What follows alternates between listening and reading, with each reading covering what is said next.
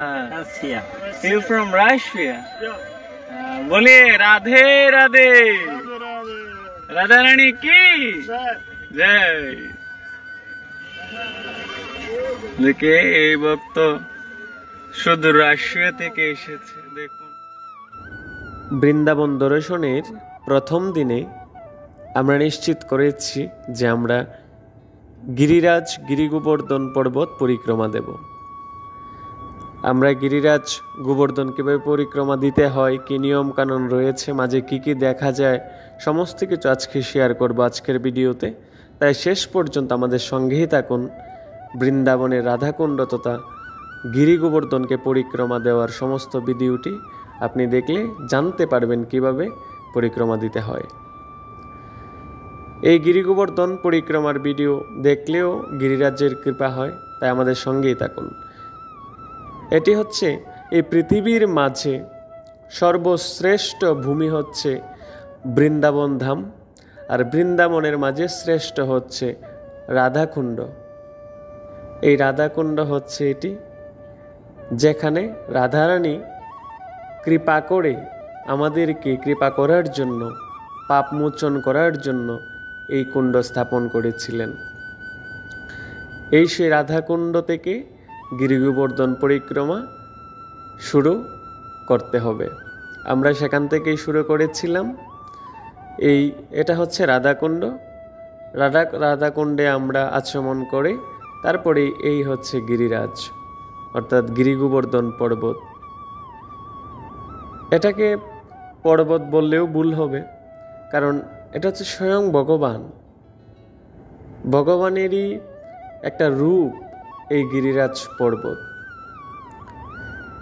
এই গিরিরাজকে আমরা পরিক্রমা দেওয়ার সময় বা আপনারা যারা বৃন্দাবন যাবেন পরিক্রমা দেওয়ার জন্য, তখন অবশ্যই চেষ্টা করবেন গিরিরাজকে যেন ডান পাশে রেখে পরিক্রমা দিতে পারেন।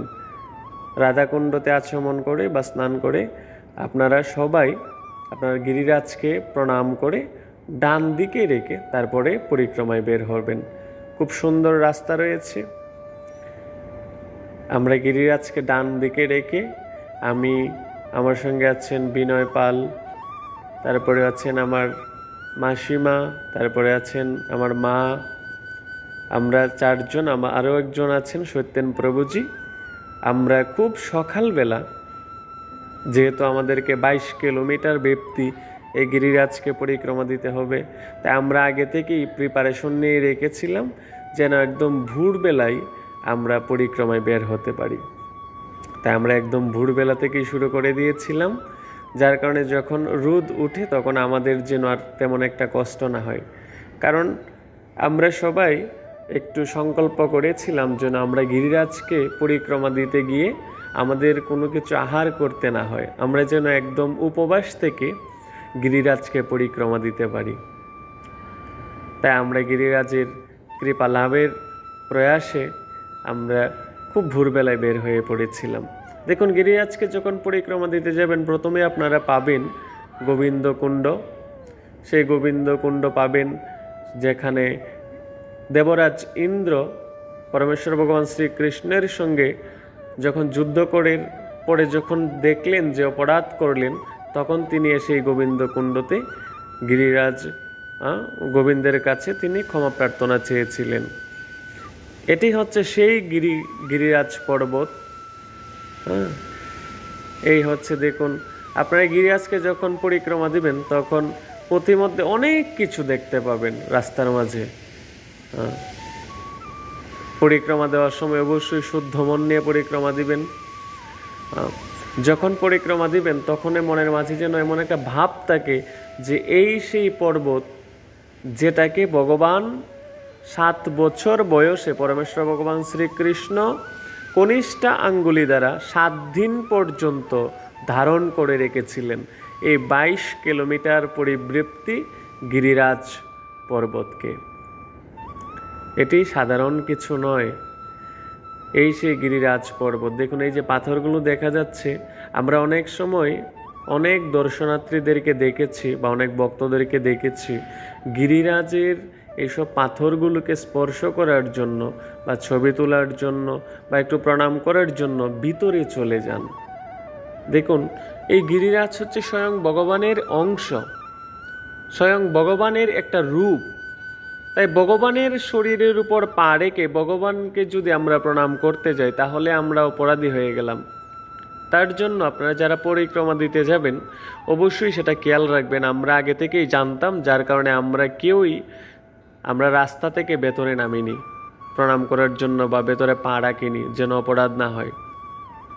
এটা মাথায় রাখবেন সবাই। যখন গিরিরাজকে পরিক্রমা দিবেন তখন রাস্তা দিয়ে হাঁটবেন। যদি প্রণাম করতে হয় রাস্তার পাশে দেখুন এভাবে গিরিরাজের চরণ, তারপরে হচ্ছে রাধারানীর চরণ, গোবিন্দের চরণ এখানে চিহ্নিত করে রাখা আছে, স্থাপন করা আছে। আপনারা যদি চরণ স্পর্শ করে গিরিরাজের প্রণাম করতে চান তাহলে এই যে দেখুন এই চরণগুলোতে স্পর্শ করে প্রণাম করবেন। কিন্তু ভেতরে গিয়ে পাথরকে স্পর্শ করে আপনারা কেউই প্রণাম করতে যাবেন না, তাহলে ভগবানের উপরে পা রেখে আপনারা প্রণাম করতে যাচ্ছেন, এটা একটা অপরাধ হয়ে যাবে। এটা অবশ্যই মাথায় রাখবেন। আর চেষ্টা করবেন যেন ভোরবেলা বের হতে পারেন। দেখুন রোদ উঠে পড়েছে। বৃন্দাবন ধাম হচ্ছে এমন, আপনি যখন পরিক্রমা দিতে যাবেন তখন প্রত্যেকটা পদে পদে আপনাকে গোবিন্দ এবং রাধারানী পরীক্ষা করবেন। এই যে দেখুন বসার জন্য সিট কত সুন্দর ব্যবস্থা করে রেখেছেন উত্তরপ্রদেশের সরকার। চাইলে আপনি এখানে বিশ্রাম করতে পারেন, একটু বসতে পারেন। সম্পূর্ণ রাস্তাটি এমন করে রেখেছেন, বসার জন্য খুব সুন্দরভাবে জায়গা করে রেখেছেন এবং পানীয় জল রয়েছে। ভক্তবৃন্দরা ফল নিয়ে দাঁড়িয়ে আছে দেওয়ার জন্য। যদি অনেক ভক্তবৃন্দ সেবা করছেন, কিন্তু আমরা যেহেতু সকালবেলা বের হয়েছিলাম সংকল্প করে যে আমরা অনাহার থেকে, উপবাস থেকে আমরা পরিক্রমা দিব, তাই আমরা এই 22 কিলোমিটার হেঁটে একদম পরিক্রমা দিয়েছি, কিন্তু আমরা এক ফোঁটা জল পর্যন্ত আহার করিনি। তাই চেষ্টা করবেন গিরিরাজকে জীবনে একবার হলেও পরিক্রমা দেওয়ার। শাস্ত্রে আছে গিরিরাজকে যদি কেউ একবার পরিক্রমা দেয় তাহলে তার আর পুনর্জন্ম গ্রহণ করতে হয় না। এই ভিডিওটি যতটুকু পারেন শেয়ার করবেন, পৌঁছে দিবেন। যারা দেখবে তারাই গিরিরাজের কৃপা পাবে, বৃন্দাবন দর্শন করতে পারবে।